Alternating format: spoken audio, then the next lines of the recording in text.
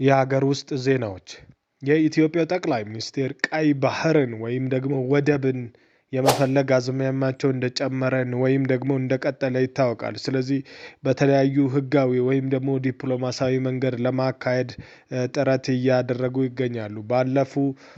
ባለፉት ጊዜያት ከሶማሌላንድ ጋር ስምምነት በማድረግ ፖርቱን አክሰስ ለማድረግ ያደረጉት ጥረት እንዳልተሳካ ይታወቃል። ምክንያቱም ሶማሌላንድ ራስ ሪኮግኒሽን ወይም ደግሞ ሶቨሬንቲ በራሷ እንደሌላት ይታወቃል። ስለዚህ ከሶማሊያ ከፍተኛ ውግዘት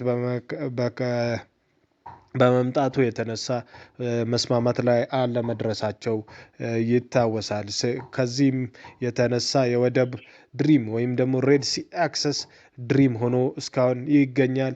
አሁን በቀጣዩ ደግሞ አሰብ በህጋዊ መንገድ የሚመለስበትን አማራጭ ይዞ ይመጣ እንደሆነ የሚጠበቅ ነው። የተለያዩ ዜጎች ግን በኢትዮጵያ ያሉት ዜጎች አንድነታቸው አሰብ ወደ ኢትዮጵያ በማምጣት የኢትዮጵያ ሲ አክሰስ በማስፋት እዛ አካባቢ የሚካሄደውን ሚሊተሪ ኮሜርሻል አክቲቪቲ መቆጣጠር እንደሚቻል የሚተነትኑም አልጠፉም። ስለዚህ የኢትዮጵያ ጠቅላይ ሚኒስትር ብቻ ሳይሆን ፖለቲከኞች ሁሉ ሰዎች ሀገር አቀፍ በሚመስል ሁኔታ የቀይ ባህር እንዴት ማግኘት ይቻላል የሚለው ውይይት እያደረጉት እየቀጠሉ ይገኛሉ።